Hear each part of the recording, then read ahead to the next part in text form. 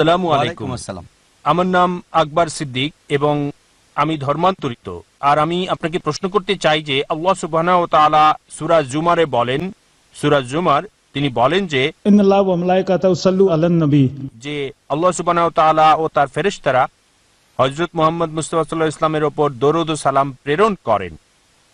আল্লাহ সুবহানাহু ওয়া তাআলার দৃষ্টিতে মুহাম্মদ মুস্তাফা সাল্লাল্লাহু আলাইহি ওয়াসাল্লামের প্রকৃতি কেমন? প্রশ্ন করলেন, কোরআনের একটু উদ্ধৃতি দিলেন আর বললেন সূরা জুমার থেকে। আমার যদি ভুল না হয় এটা সূরা আহজাব অধ্যায় নম্বর 33 আয়াত নম্বর 56, যে আমাদের সালাম পাঠাতে হবে ফেরেশতা এবং আমাদের সবাইকে মুহাম্মদ সাল্লাল্লাহু আলাইহি ওয়াসাল্লামের উপর সালাম পাঠাতে হবে। ভাই আপনি প্রশ্ন করলেন যে নবী মুহাম্মদ সাল্লাল্লাহু আলাইহি ওয়াসাল্লামের প্রকৃতি কেমন ছিল। ভাই নবী মুহাম্মদ সাল্লাল্লাহু আলাইহি ওয়াসাল্লামের প্রকৃতি হচ্ছে তিনি আল্লাহ সুবহানাহু ওয়া তাআলার নবী, মানব জাতির প্রতি প্রেরিত আল্লাহ সুবহানাহু ওয়া তাআলার সর্বশেষ ও চূড়ান্ত নবী। প্রকৃতিগতভাবে তিনি মানুষ ছিলেন, আপনার আমার মতোই, হ্যাঁ মানুষ, কিন্তু একজন আদর্শ মানব।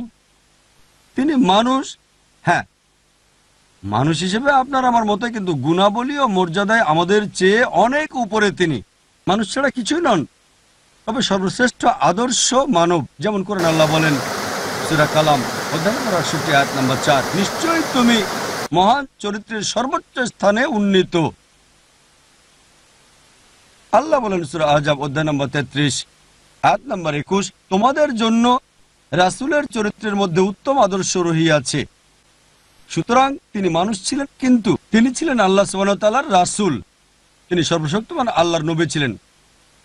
কারণ অনেক মানুষের ভিন্ন ভিন্ন ধর্ম আছে, আর তাদের সর্বশক্তিমান ঈশ্বর মানুষরূপে পৃথিবীতে নেমে আসেন, সুখ দুঃখের খোঁজ খবর নেন, যা পুরোপুরি অযৌক্তিক। ঈশ্বর যদি পৃথিবীতে আসেন, তিনি কিভাবে আদর্শ মানব হতে পারেন?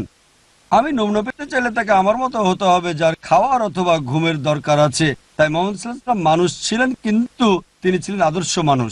তিনি আল্লাহ সুবহানাহু ওয়া তাআলার সর্বশেষ ও চূড়ান্ত রাসূল ছিলেন।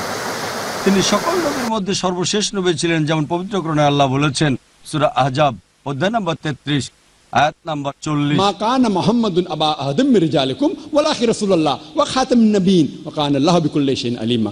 নবী মুহাম্মদ সাল্লাল্লাহু আলাইহি সাল্লাম তোমাদের মধ্যে কোনো পুরুষের পিতা নয়, কিন্তু আল্লাহর রাসূল এবং সর্বশেষ নবী।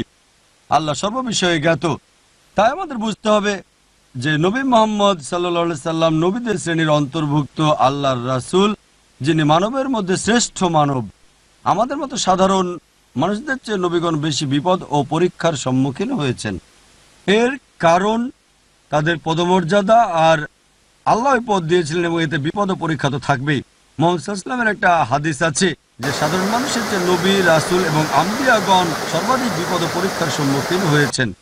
তাই তিনি এক আদর্শ মানব ছিলেন, তিনি ছিলেন শ্রেষ্ঠ আদর্শ, কিন্তু মানুষ। তিনি বাশার। আলহামদুলিল্লাহ সুম্মা আলহামদুলিল্লাহ, আল্লাহ সুবহানাহু ওয়া তাআলার পরে যাকে আমরা ভালোবাসি, অনুসরণ করি আর তার জন্য মরতে পারি, তিনি মুহাম্মদ সাল্লাল্লাহু আলাইহি ওয়াসাল্লাম। কিন্তু তিনি আল্লাহ সুবহানাহু ওয়া তাআলার রাসূল এবং আদর্শ মানব। আশা করি উত্তরটা পেয়েছেন।